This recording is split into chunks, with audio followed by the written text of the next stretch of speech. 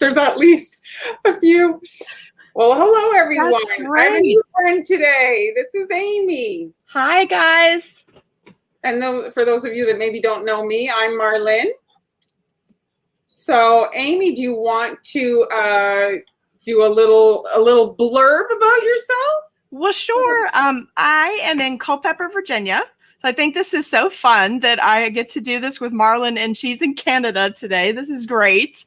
Have a shop in Culpeper, Virginia, and it is a storefront. So obviously it's operating just a little bit differently now due to COVID. But we do custom cupcakes, we do cookies, we do cakes, all kinds of good things.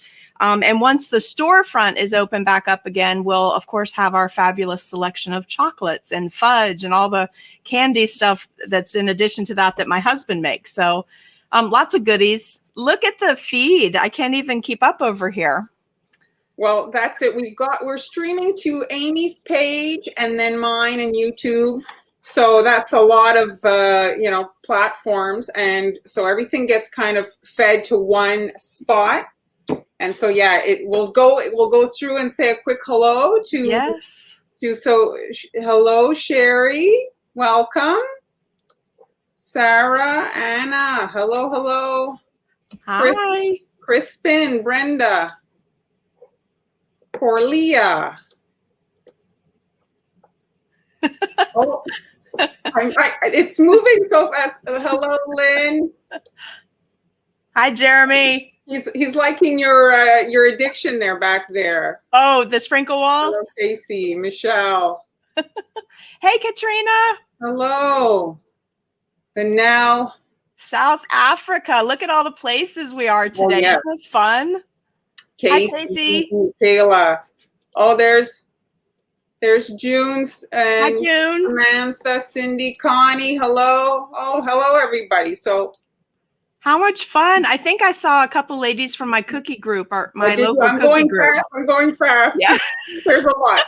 So thanks, everyone, for joining us. And so when we were trying to kind of brainstorm what project we were going to share today, the transition from Christmas to Valentine's Day is almost give you whiplash. Right. So we thought we'd hold on to our kind of, I don't know, it's not really a Christmas cutter, but it's like, often used. So we're doing snowflakes, and we're going to try to kind of extend the life of those. I love my snowflake cutters. Do you love your snowflake cutters? I love them. I have a whole bin. I hate to confess that to you, but like a big bin.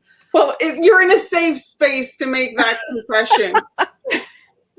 No judgments for having a cookie cutter addiction here. Not to mention, you see everybody's envious of your wall back there. Now, I actually started in Culpeper when we moved here with the custom cupcakes and cakes.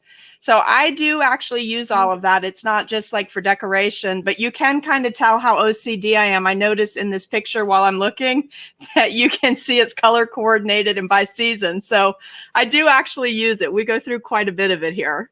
So Amy, confess, are your cookie cutters as well organized as those sprinkles? The first 3 years they were, well, I would say the last 2 years, because I just started about 2 years ago into cookies as a regular thing. I used to just do it for fun. They were not. They were in tins, and the tin was labeled with tape that just said, like Snowflake's Christmas. It was not great. But my husband was a general contractor, so he's very handy, and he does a lot of build out things for me. So he made me 2 walls of pegboard. I'm a little height challenged, so I can't get things way up tall without being on a ladder all the time. So he customized some pegboard for me, and now they are super organized. Like I can go right to it if you want me to grab something, Well, maybe next time you can have a picture of that. I'd love to see that. Oh, I will show you. Yeah. Because I get a lot of questions with regards to how do you organize your cutter. So it's nice to see how other people do it. How do you have yours? Are they in bins or on the wall? Well, it's always a question of space, right? So I've been using those here. I have it here. It's a bin from my scrapbooking. So you Oh, see yeah. they're shallow. So Yes. you can kind of like, even if you look like, you can look underneath, you can kind of see from the top. And so Yes. it's not so deep when you're digging, you know? Right. And everything I put up organized for cakes or the cupcake toppers or my cookie cutters, it's always clear. I Yeah, don't have exactly. anything you can't see through. It helps so much. Exactly. Yeah. Hello, Darla. Hi, ladies. Hi, Hi, Jen. Jen. Hello. So do you want to start? Well, Who's sure. gonna start? Let me flip it over. I'm going to focus mainly today. I did want to show you a couple of snowflakes, but I made you guys a shaker snowflake, just something fun. If you've watched any of my other videos, you know I like my project cookies, not normally ones that I sell, but my project ones that are just a challenge for me. They're normally 3D cookies or maybe a little to the edge. It's something I'll put in my store window for display, but it's not ones that I make a lot of.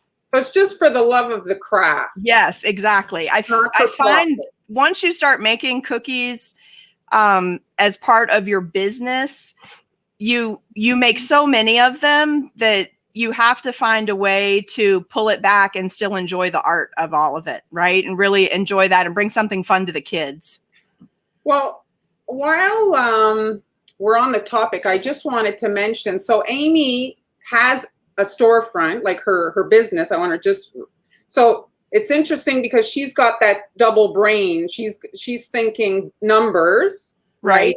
Like, so you're going to do it just for fun. How many people get to do the thing that they do for work for fun on top of it, right? Right. So if you guys have questions, it's because I don't have a storefront, Han doesn't, Amber no longer. So it's like Amy's bringing a whole new other thing to the conversation. So if you guys have questions. Yes. And you know what, Marlon, I find I have three things always going in my mind every season when I start planning for the next season. I have my local cookie group. So I'm always planning for them because they're more at an intermediate level. That group's been going a little over a year now. Then I have in my mind, the next thing it leaps to is I come up with DIY kits, because even during this season of the pandemic, I like for the kids to have things that they can do. So we come, that's the next thing we hit. Then we hit things that we're just going to put on our website. They're already done. You just tell us what you want, pick them up on the proper pickup day. And then I always have to have a fun project each season, just something to, I guess, to keep me going so that I don't feel burnt out over it, because I always want to enjoy it. Well, that's juggling a lot of, that's a lot of people to please, is what I want to say. Right, it's true. That's a lot of, you're spinning a lot of plates. But over time, when I look at a cutter, I'm like, oh, that's good for this. That's good for this. Nope, I can't use that in this group. It really just starts to, it's not as time consuming, I guess, as it sounds like. But one of the reasons I really loved your cookie school and getting in your cookie school, I know you're going to post all that later, but you turned me on to airbrushing. You're the reason I got my airbrush and started playing with that, because you can do a lot of gorgeous things for store cookies to maybe not make the, where the set doesn't have to be so expensive. So your sets of cookies can be affordable for your customers, but also speed. So you're not in here, sometimes when we first opened, it was 18 hours a day. I'd be in here at 2 a.m. and I'd be here until 10 o'clock at night or midnight and have very little sleep when we first got started here. But all of that has come much more into line over the last 2 years. We're in our 4th year here now. Well, it's always in anything, right? There's a learning curve. You kind of have to figure things out, and that's right. Every business is so different, right? Every business is so different. Yes. So it's I'm glad that I've helped you kind of see, like, kind of the airbrush is scary for some people, but once you get onto it, right, the ease and speed that you can work, right? Yes, absolutely. And that's the key. Just try it. Even if you don't airbrush a cookie, get a stack of paper towels out, a piece of parchment, just start playing with it, because once you're used to it, there's so much cool stuff you can do with it. So many different techniques to add another layer to the cookie, a lot of bang for your buck in just a couple of seconds. I see so many of my cookie group on here. Well, You hello, guys, everybody. Welcome. yeah, all my local people. This is my friend Marlon. She is a cookier in Canada. I believe it would be fair to say she is one of the original cookie queens. She has done this for many, many, many years. So just Right here. take in everything you can from her today. She's so much fun. And Oh, thank she has cookie lunch every Tuesday, cookie lunch break every Tuesday, every Friday. So you guys so have to sweet. come on and start joining so we can chat while she's decorating. You're so sweet. All right, so I'm going to you're switch show us over. Your project? You're going to switch Yes. your camera? I am ready. I'm going to switch us over to a different camera. You guys just make sure that you can see everything okay. And I think we're there. Did it switch? I'm still seeing your beautiful face. I'm not seeing your hands. All right, hold on one second. I'm so afraid to touch the wrong button because technology is so challenging to me. Don't be scared. Oh, there we go. There they are. All right. So Very nice. I'm just going to show you these quickly. If we have time at the end, I'll come back and show you this cool super fast technique to use Everclear to create a watercolor texture on your cookies.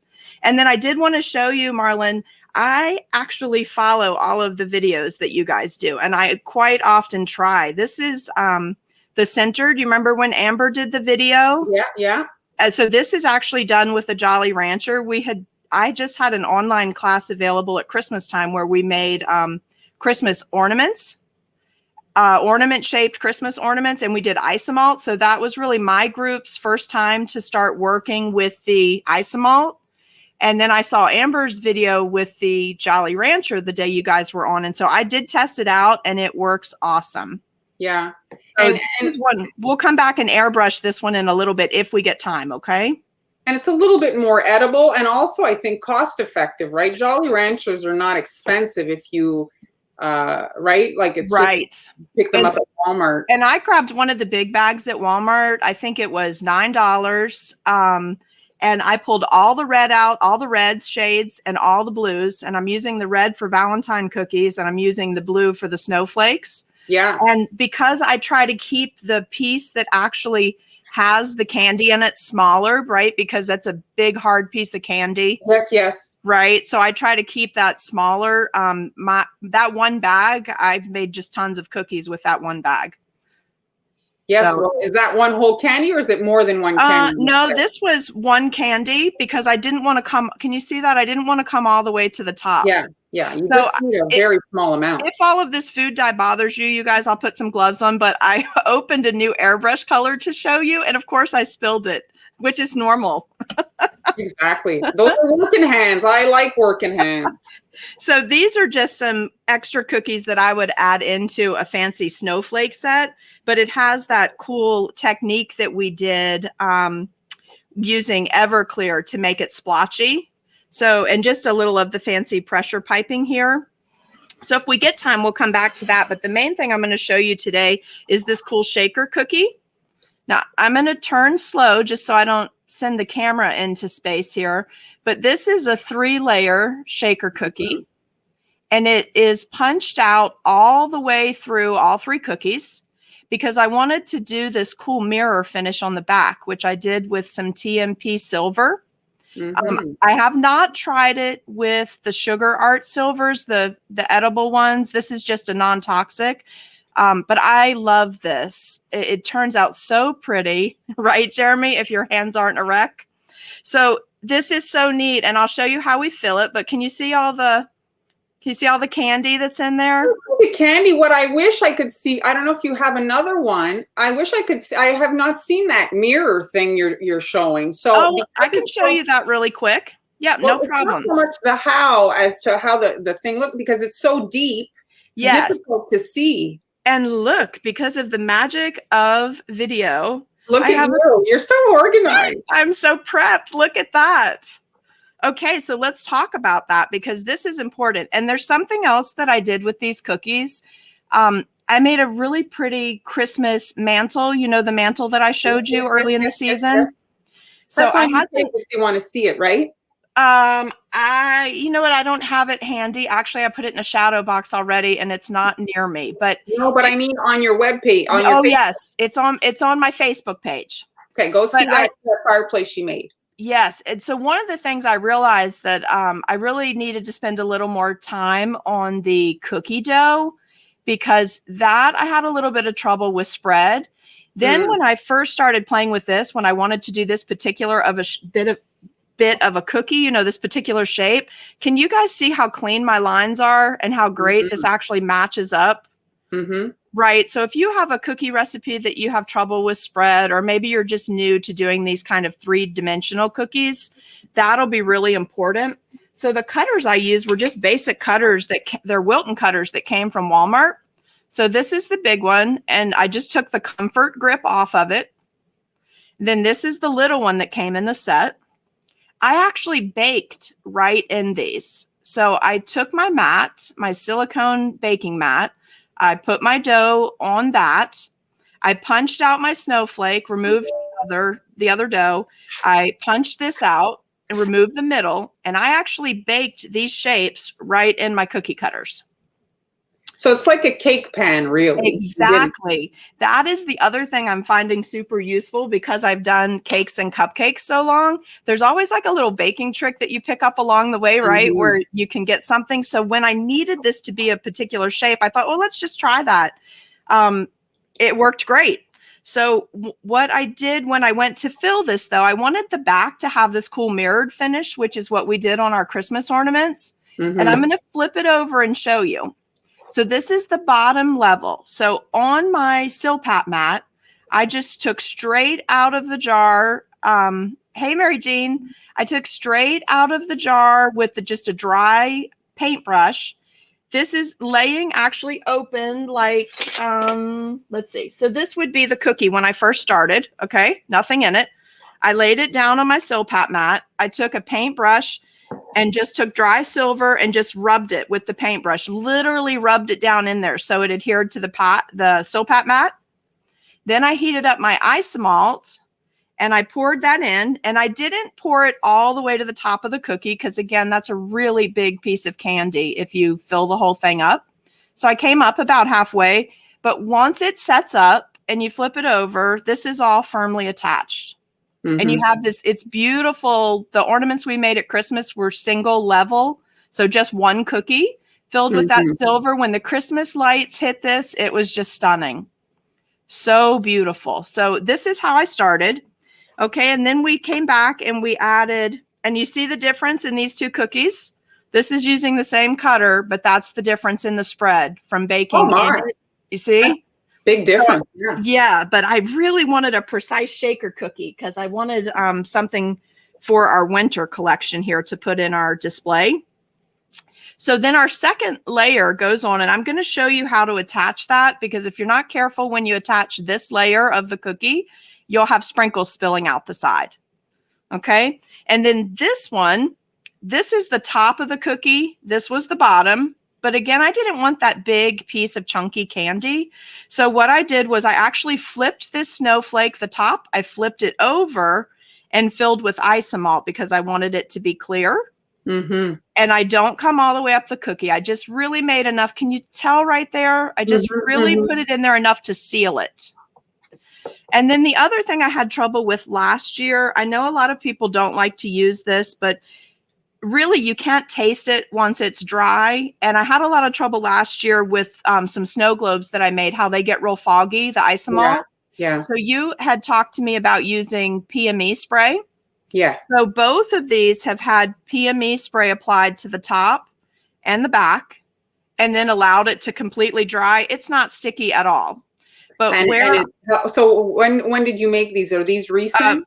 These I made yesterday evening around 6 o'clock. So not even 24 hours. I mean, it dried within an hour or two. But where I am, if you don't seal this, then when you make your shaker cookie, those sprinkles are going to stick to the isomalt. You're not going to have that pretty look, right? You won't get that. You're talking about sticking even on like, so you have two issues. You have the fogging and the sticking. Yes. And the PME took care of all of that. I've now tested this over 24 times. They will stay perfect like this no matter what conditions we're in. So and the PME smells terrible when you spray it. And if you eat it right away, it does have a taste to it, a taste that's not great, but you can't taste it at all once it's dry. It's Okay. kind of like the Everclear. It completely evaporates, right?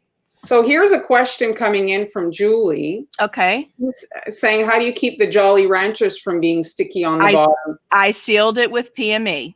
with that PME I spray? did this one. I did the same thing. I sealed the top and the bottom. So Julie, if you don't know, it's an edible varnish. Okay, like just to give you a visual, it's edible varnish. It's PME makes it. That's a brand, and it's edible. What is it again? Edible food glaze, I think it says. Yeah, that's it. Edible food glaze, and it comes out in basically a spray can. And you spray people spray chocolate, spray sugar, and it's available in most cakes that like specialty cake places will be selling that product. I thought I had my can right here. When you go to do your cookie, I'll grab it. It must be in the back in the bake area. I must not have to find if you put it in the Google or Amazon to find it. Yeah, you can get it. See, Mary Jean's saying you can get it on Amazon. And it's not terribly expensive for the bang you're going to get for your buck to make something attractive like this to where it's actually going to shake. The kids are going to have a great time with this. So Michelle's asking if it makes things shiny. It does. Mm-hmm. It does. Things shiny, yeah. Yeah, it does. It's very nice to work with. Okay, Yeah. so are you okay if we start assembling this? Well, let's go. All right. So itching at the bit to see it come to life. So we're going to start at the bottom. And this cookie, when we finish assembling it, it's going to primarily be done because we've done a lot of prep work, right? We did the silver ahead of time, the isomalt. We did our isomalt top ahead of time. We baked very carefully so that all three of our cookies match up.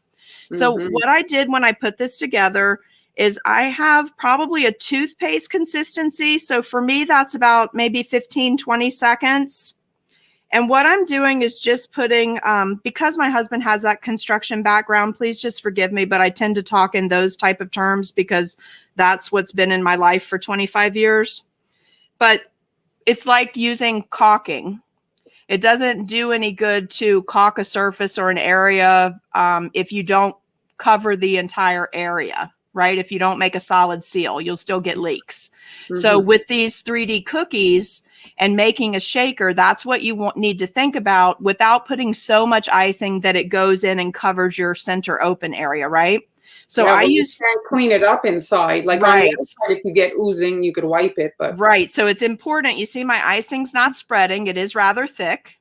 Can you guys all see this? Okay, right? Oh yeah, it's perfect, Amy. Okay, so this is thick, and then but that's not enough because when you put this cookie together, you see how you have a little bit of dimension, like it puffed up just a little bit. So you want to make sure that you just lightly. Just very, very thin line. You want to make a solid line back away from your center edge. It doesn't have to be perfect, doesn't even have to be straight. You just need to get that solid bead of icing, okay? So that's really it. This is going to hold us to give us good. It's going to smush out well when we put the next cookie on. This is going to seal us so our sprinkles can't fall out because I did put the nonpareil cookies in here. So because I baked in the cookie cutters, and this, you guys, this cookie cutter, I think the pack of cookie cutters at Walmart was $2 for that comfort grip in the center. So when they went on sale after Christmas, somebody picked me up 12 sets. Oh my. So if you really wanted to make these fit great in that 5 by 5 by 2.5 inch box. I think I got them from BRP. If you wanted to sell this, you certainly could. It is completely edible. It's completely food, safe for the kids, but no one ever gets these and wants to break them apart. So I'm just giving it a light pressure. I'm making sure I'm lined up, but I'm going to rotate it. Sandwich going there where it's totally sealed. Okay, so then I have this great sprinkle mix. And because I did 3 levels, if you don't do 3 levels, this is not going to work as easy for you. But I have this whole other level that I didn't completely fill. I have the center one that has nothing in it, and I only went halfway up on my bottom one because I really wanted to put a lot of sprinkles in here. So if you just do a 2-layer cookie, you're going to have to really watch the quantity of sprinkles that you put in because you won't get the shake. So I have these cute little jars that I keep my super specialty sprinkles in, right? Not the ones that we go through 25 pounds of. So this is just some different Snowflake ones.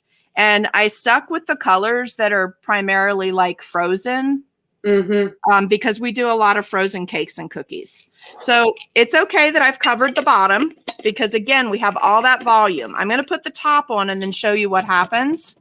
I have these great sparkly ones. Can you see those? So we're going to put a few of those in there because you do need a little shimmer. It really brings out that background where we put that mirrored back. So that's really fun.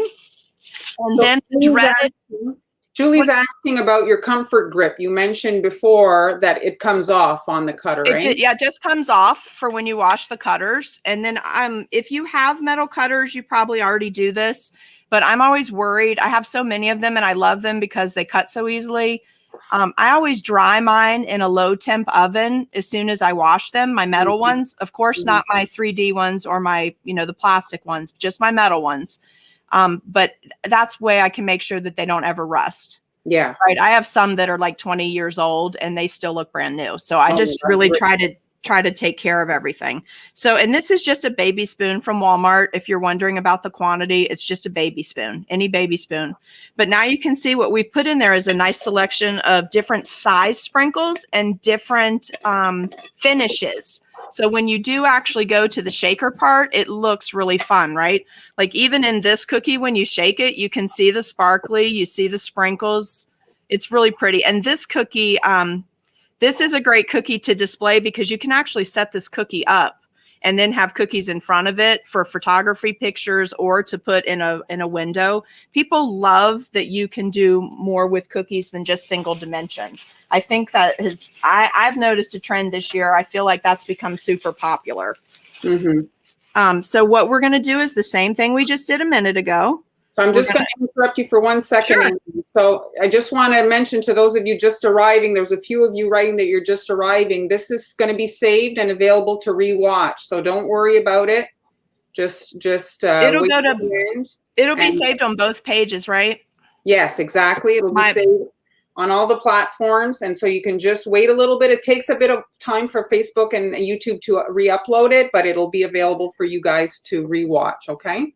Awesome. Julie's asking, you leave your sides nude, as she put it? You can airbrush it like I did on the Christmas mantle, but this cookie's so pretty. It turned out so nice that I did not airbrush it, but it would be beautiful if you hit it with some blue airbrushing because look how nice that is. Right? You could definitely do it either way. This one, because it turned out so well, it's so blonde. It's not crispy on any of the edges. I just left it like this. I thought this would be a pretty cookie because I do tend, she's probably seen my other videos. She knows I airbrush everything. Even the back of the fireplace, when I put it together, I airbrushed it that dark woodsy brown so that you wouldn't be able to tell it was cookie. I was really trying to make something with the cookie and you couldn't tell it was cookie. So guys, here's our top. And I want to show you this before I cover it. Can you see that when I turned this upside down and did the isomalt, do you see how it kind of came out a little bit on the outline? It won't hurt a thing because when you pipe over that, it doesn't, your isomalt sealed. Same thing happened on this one. You cannot tell at all. Well, it gives you actually a better finished product, right? Because it's flat. Yeah. And I liked it. I did test it the other way, but I liked this because I have all this extra room for the shaking. And I think if you're going to make a shaker cookie, it should be a really workable shaker cookie, right? Well, you could, because you did it that way, you could skip the third center cookie. Right? You would have a little bit of room for, like, let's say just spheres or a little, you definitely could. And so I'm going to lift it. Do you see how it looks like it's full? Yes. Okay. But when I turn it, it's going to come down to be about half of the cookie. See? Yes. Okay. So you actually get like a snow globe. I really wanted it to feel like snow globe so the kids could enjoy it. Very cute. Right. Although I have to tell you, I have several adults that have purchased things like this from me and they just keep them on their desk and they're stress relief. So However they want to enjoy them is fine, as long as they enjoy them. But watch, because we sealed that, because we made that solid bead on both levels, we don't have any. And I love how Marlon says it, the nonpareils, right? Yes. Sorry, but none of them are popping out. You know, those itty bitty tiny Oh, micro yes, sprinkles yes. that drive people nuts. So none of those are popping out. Isn't I that was fun? wondering which ones you were referring to coming out, but you're right. The nonpareils are very small. These little itty bitty guys, like, okay, I know, just do some thumbs up or like buttons or loves, whatever you have access to right there. But how many of you have spilled a jar of these? I mean, it's happened, right? And even when you're using a sprinkle tray or a baking sheet with edges and you're being so careful, when you go to pour this, these little babies bounce everywhere. I find them all over the place, even when I think I'm so careful. So guys, you're almost home. You're almost done here. What we do on this is you're just going to go and pipe a quick outline. And I'm using a thicker icing right now because I'm going to rough this one up. I wanted my two snowflakes to come out slightly different. So can you see, am I in frame? Okay, so I'm just piping a basic outline. And really, I'm just creating that outer dam so that the icing won't flow off, because if you're using a thinner icing, it will run off, you know, because you do have a little bit of rise in the cookie. No matter that I baked in the cutters or not, you have a little bit of that rise. But isn't this beautiful? It is. They just turn out so nice. And this is something that, I don't know. I feel like when I get to do the creative things that I really like on top of just mass producing the cookies, that then I enjoy every order that I touch. You know, it's not like work to me. I don't know if everybody's going to agree with me, but I can feel your love for the craft. Like when you talk, you're so excited about it. I love this. You're in your good space. Like you're in the space you're supposed to be. Yes. And you know, it's because I have so many good teachers. I don't know how everyone else is dealing with the pandemic, but I decided early on it would be best for me if I just stayed super active. So I am in multiple cookie groups, and every one of those groups has taught me something so different that I have enjoyed it. I've made so many new cookie friends over the last year.